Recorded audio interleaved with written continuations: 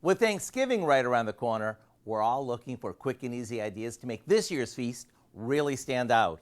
And one way to do that is with our brand new Buttery Pilgrim Biscuits that go together like this. We begin by mixing some biscuit and baking mix with some sour cream and a bit of club soda. To give these lots of flavor, we add in some cut chives, a little chopped garlic, and a pinch of salt.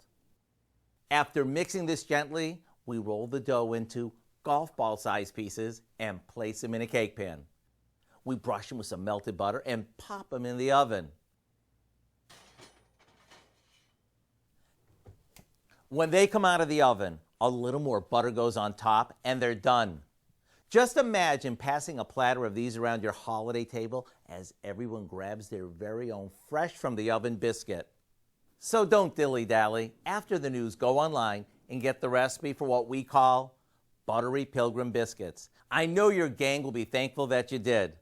I'm Howard in the Mr. Food Test Kitchen, where today we found a buttery, delicious way for you to say, ooh, it's so good.